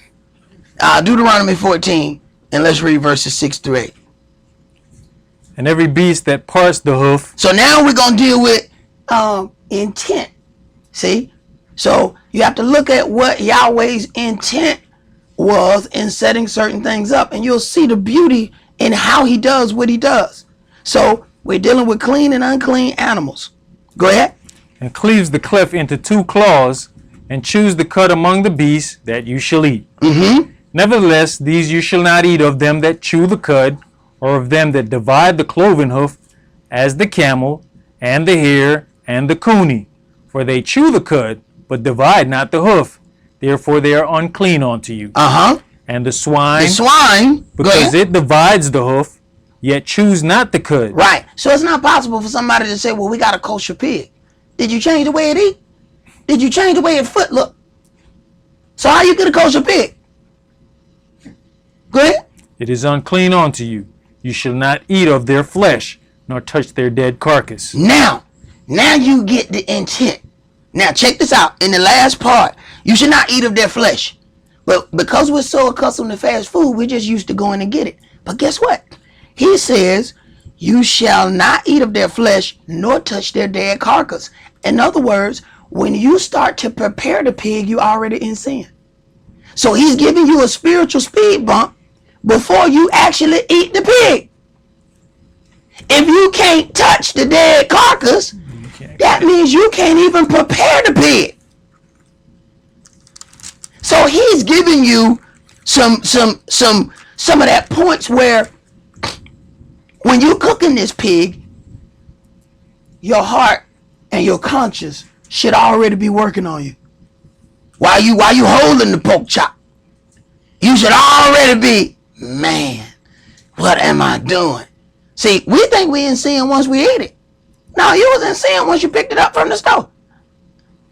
Once you touched this carcass, you was already in sin.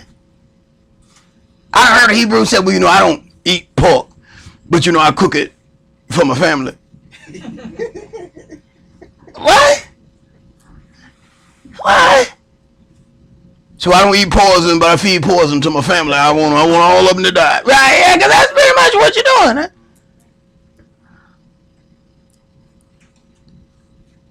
Right. Did you finish that, bro? Yes. All right, let's go to Exodus chapter 20.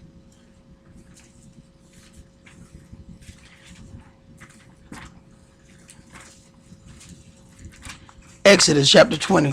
And let's start that at verse 1. And Elohim spake all these words, saying, I am Yahweh your Elohim, which have brought you out of the land of Egypt, out of the house of bondage. You shall have no other gods before me. You shall have no other gods before me. Yahweh says, I'm a jealous Elohim. So what Yahweh does is he watches the effort that we put forth into natural things. Then he watches the effort that we put forth into spiritual things.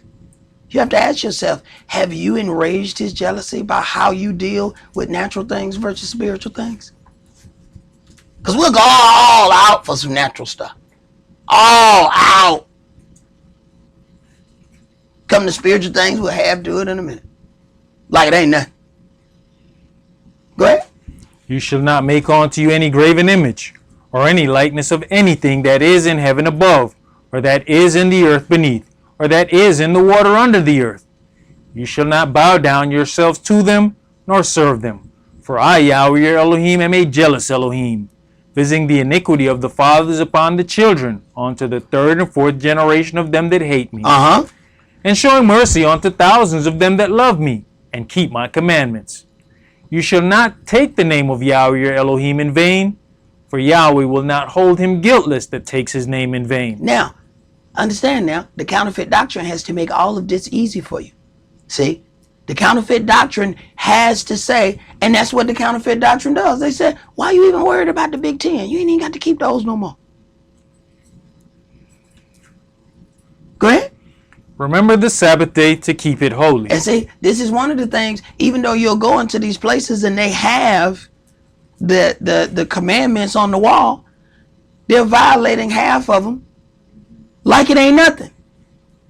But they got the plaque on the wall while violating half the stuff on the plaque. Go ahead. 6 days shall you labor and do all your work. But the seventh day is the Shabbat of Yahweh your Elohim. In it you shall not do any work. Right. You regular people shall not do any work. It says Israel is going to be a kingdom of priests. So you got a priesthood that serves Israel, but do understand Israel has eventually got to serve all the rest of the world. Go ahead. You, nor your son, nor your daughter, your manservant, nor your maidservant, nor your cattle, nor your stranger that is within your gates. For in 6 days Yahweh made heaven and earth, the sea, and all that in them is, and rested the seventh day. Wherefore Yahweh blessed the Shabbat day and hallowed it. Right. But the adversary has to tell you that, because the Messiah rose on the first day, you see, then this is the day that we gather on. No, he already gave us the explanation of what the Sabbath was based on. There's already a holy day for the day that the Messiah rose. It's called first fruits. He was raised on first fruits as first fruits.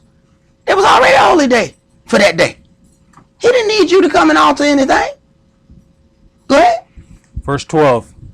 Honor thy father and thy mother, that your days may be long upon the land, which Yahweh your Elohim gives you. You shall not kill. You shall not commit adultery.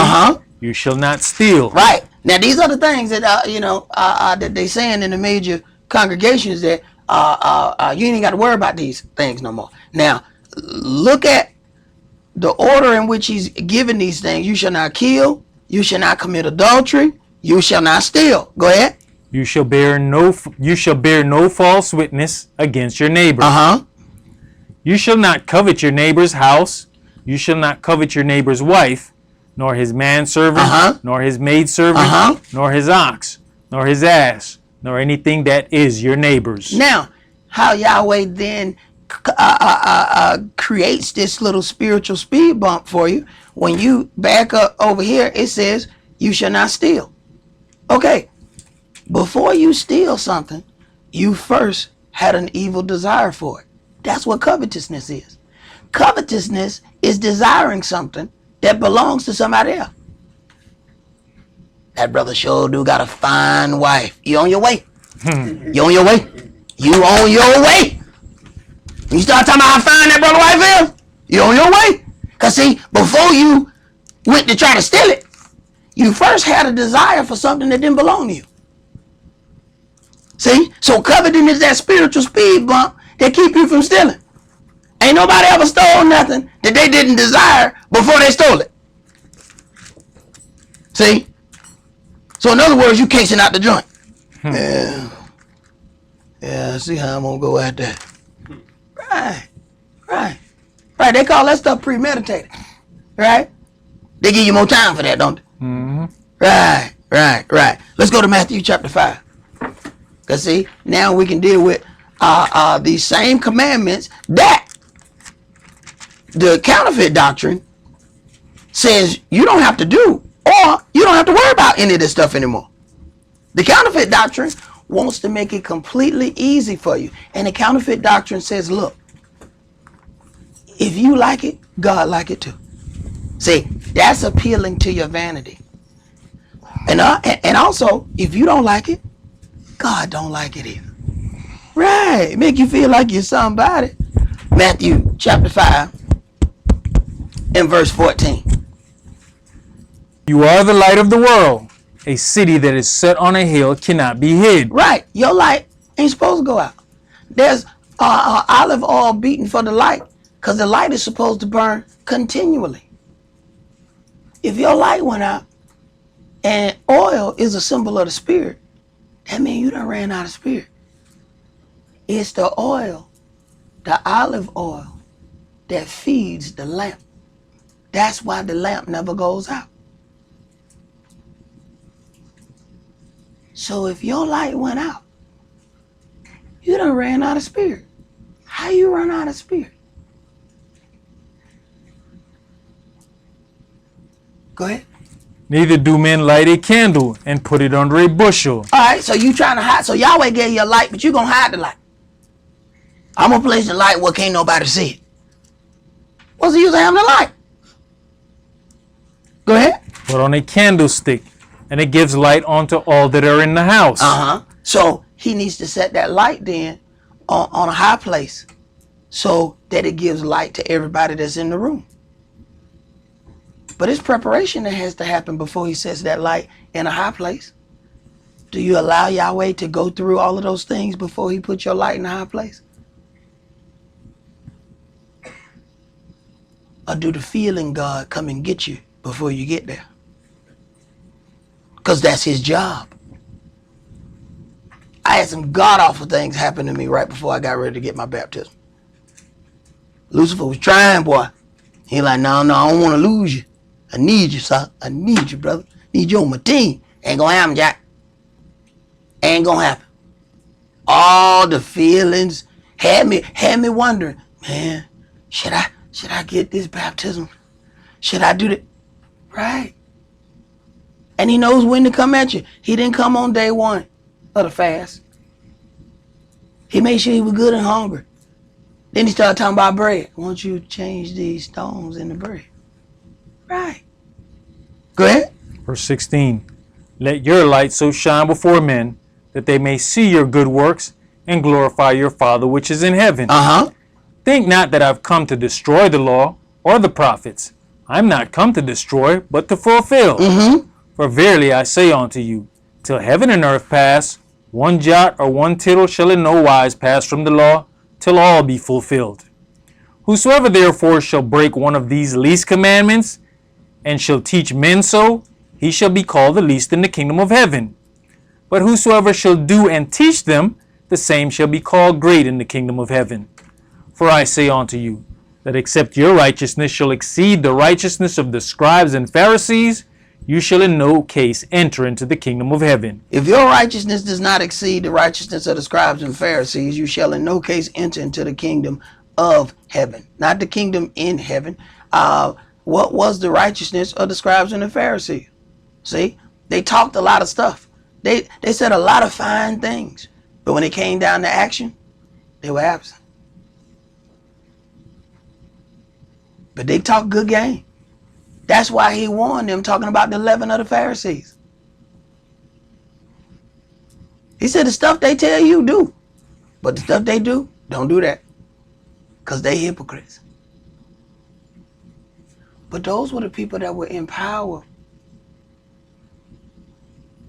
And people love to deal with folks who got power. Go ahead. Verse 21. You have heard that it was said by them of old time, you shall not kill. Now, it was said by them of old time. Now, this is the Mashiach. He's saying it was said by them of old time. We know that it was in the commandments that we just read. You shall not kill. Now, Yeshua is about to give you a spiritual speed bump before you get there. Go ahead. And whosoever shall kill shall be in danger of the judgment. But I say that whosoever is angry with his brother without a cause. Right. Do you have a real cause to be angry with your brother? But if you are angry with your brother without a cause, you already a murderer. He's giving you a spiritual speed bump that once you catch yourself out there, you back up. If you look down and see that you about to go over one of them little metal things that poke your tire, do you keep driving? Or you slam on the brakes as soon as possible? Go ahead. Shall be in danger of the judgment. And whosoever shall say to his brother, Reka, shall be in danger of the counsel. But whosoever shall say, you fool, shall be in danger of hellfire. Therefore, if you bring your gift to the altar, and there remembers that your brother has aught against you. Why would your brother have aught against you? See? Because if you know you are angry with your brother without a cause, if you know that brother has not done anything to you, what are you angry about? See? That's why it says, have I become your enemy because I tell you the truth? Because if that is the situation, you're guilty. Now, what does Christ say? Now everything you do has been put on hold. Now imagine how many people are still working and still doing all of these things, but Yeshua don't put them on hold. He said, no. Because you're a murderer. How am I a murderer? Because you're angry with a man and you have no cause. So now, even your offerings have been put on hold. Ain't none of them accounted unto you. Go ahead. Leave there your gift before the altar. That's why he said, don't give the gift, leave it. Because see, everything done been, but see, we think, okay, well, I'm going to do this, I'm going to do this. Why you think it says all these people say, haven't I done all these great things in your name? I've done this and I've done that. He said, get away from me, you work of iniquity. I never knew you. Never? No, all your stuff was put on hold. And you decided not to go fix that. So all your stuff is piling up in front of the altar. Go ahead. And go your way. First be reconciled to your brother, and then come and offer your gift. First be reconciled to your brother. But to do that, you have to humble yourself. See? You got to be reconciled. You got to humble yourself. Then you can move forward. Go ahead. Agree with your adversary quickly, while you are in the way with him, lest at any time the adversary deliver you to the judge, and the judge deliver you to the officer, and you be cast into prison. Verily I say unto you, you shall by no means come out thence, till you have paid the uttermost farthing. You have heard that it was said by them of old time, you shall not commit adultery. He said, it was said by them of old time. We know that that's coming out of the law code. We know that that came out of Moshe. You shall not commit adultery. But now he's going to give you another spiritual speed bump, so you will understand his intentions. Go ahead. But I say unto you, that whosoever looks on a woman to lust after her has committed adultery with her already in his heart. Right. So then he's giving you that spiritual speed bump that once you get there, that you're able to recognize that you have crossed that speed bump to keep you from going over that next one. So you have to look at the intention of Yahweh, what his intent was in dealing with those things. An adversary is keen in trying to make you believe that his intent was something else. This is how it began with in the garden, trying to change that intent. And the same thing that the adversary did to man in the garden is the very same thing that he did to Yeshua as soon as he received his baptism. Tried to give him the belief that Yahweh's intent was something other than what was put before him. So consider those things, because as the adversary gets closer and closer to his time of getting completely ejected out of heaven and lose the access to it, those problems and things that we encounter, they're going to increase dramatically, as it is written, because he knows that he has but a short time. He turns up the heat. And the people he got serious indignation with are the children of Israel, the people who keep these commandments. So he's got to try to come at us some way, some kind of way, to give you some kind of a low self-esteem about what it is you do and why you do what you do. There's not any of us who has ever got in this word and not fail. The book says a just man falls 7 times, but he get back up. The adversary, you fall, he gonna come talk to you while you're down. Just stay down. Ain't no need to get back up. Just stay down. Just stay down now. That's what he wants you to do. Just stay down. And ain't no person. It says that we're supposed to be triumphant. You can't be triumphant laying on the ground. You gotta get back up. Because do understand, the adversary is a worthy opponent. You gonna get knocked down. You ain't gonna get in this fight and he not getting no punches in. I don't know who you think we going up against, but he gonna get some punches in. And you gonna get knocked down. But you gotta get up before that count get to 10. And you gotta get yourself back together. And you gotta keep on fighting. We ain't got to beat him. We just got to keep standing until Yeshua get here. Yeshua the only one that can beat him. You can't beat him. All you trying to do is to stay in the fight. You ain't gonna beat him. He ain't no man. You just got to stay in the fight till Yeshua get here. And when our big brother, our God, King, High Priest get here, then we're gonna see a fight. That's all that we're gonna do for today. Remember the Sabbath to keep it holy. Shabbat shalom. Shabbat shalom.